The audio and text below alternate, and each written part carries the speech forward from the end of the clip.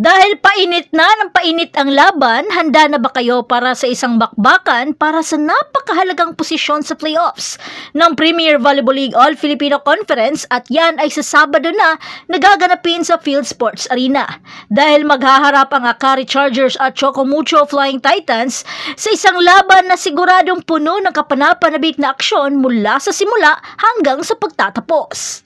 Ang Akari Chargers ay nasa ikalimang pwesto ngayon na may 5 panalo at 4 na talong record at nasa 2 panalo na streak at hindi naman maawat sa kanilang mga malalakas na atake na sina Ivy Lacsina, Eli Suyod at Faith Nesperos at patuloy na naghahatid ng mabibigat na opensa.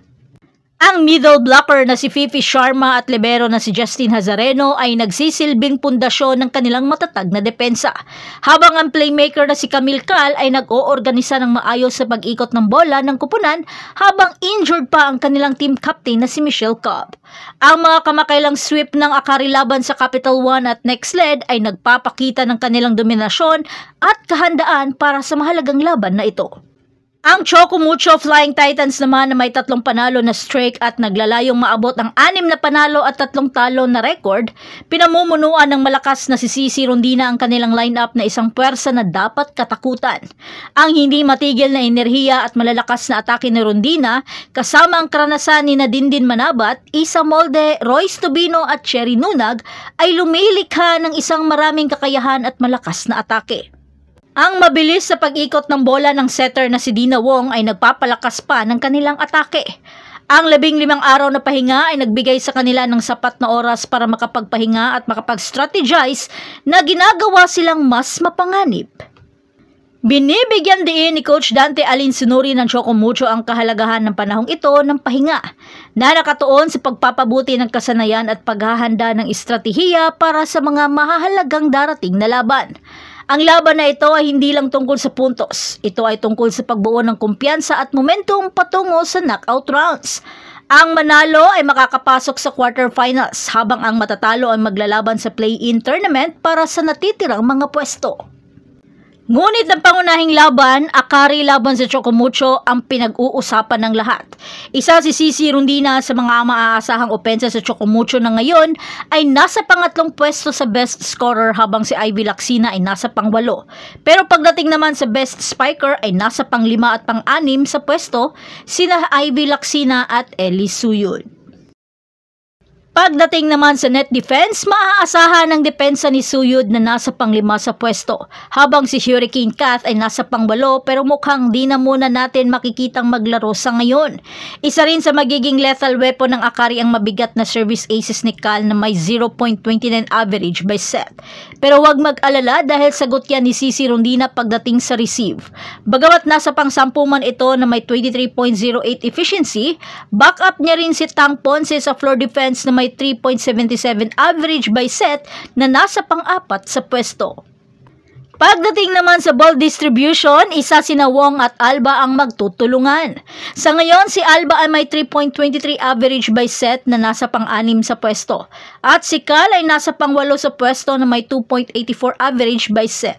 Ito naman ay isang paghaharap ng mga estilo, isang laban ng mga higante, isang laban para sa posisyon sa playoffs. Kaya ang tanong, mananalo ba ang balanseng atake ng matatag na depensa ng Akari o ang malalakas na atake at estratehikong katalinuhan ng Chocomucho ang magdadala sa kanila sa tagumpay? Kaya manood sa Sabado alas 6:30 ng gabi para masaksihan ang epic na laban sa volleyball na ito. Pero sino kaya ang makakakuha ng magandang pwesto? Kaya huwag kalimutan mag-like, mag-subscribe para sa karagdagan ng mga update sa volleyball at kapanapanabik na pagsusuri ng mga laban. Magkita tayo sa susunod hanggang sa muli. Sana may magregalo ng sak. Sak lang din. Sak lang kasi 1 lang siya. Halo, uy. Okay na kayo? Bye-bye na. Pangit, Ben. Aalis ka na. Mag-ingat ka.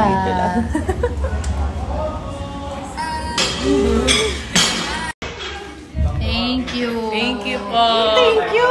Ayan. Mag-ahayag na. Ay, hello po.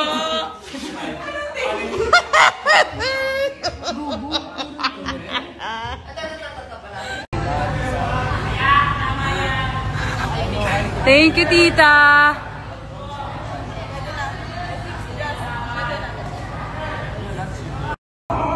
Pag ikaw, hinandali mo! Sinasay-say ka na niya. Sir, di ka na makakalapit dyan. Sir! Oh, accommodating naman ang ate ko.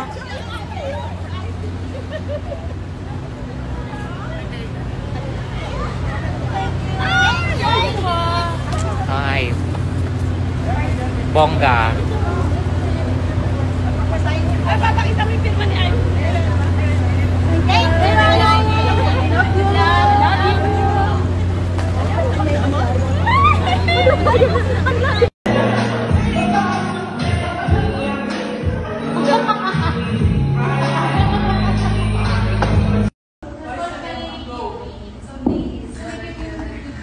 Taray. Kaya ba, Mi?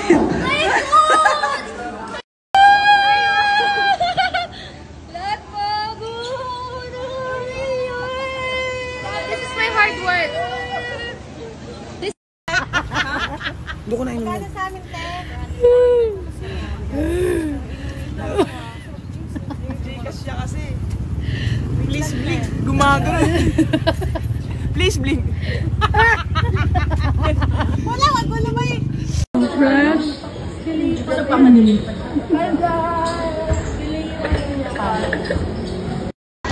Hello, welcome to our training, and today we're wearing orange.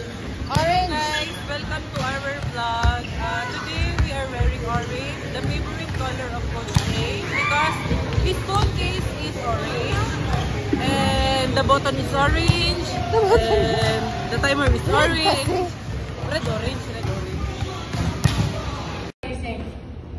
No, that's not true. Yan, yan. I know I'm cracking my gut. Uy! Again. Open your mouth. Pag nagsising ka ng vowel. Tapos pag galing dito. Use your diaphragm. Okay. Some people. It's better. It's getting better. I sound like Alicia Keys. It's like engaging your core. Di ba you said engaging your core? Pero use your diaphragm. I'm a soul singer. I am? Yeah. Wow!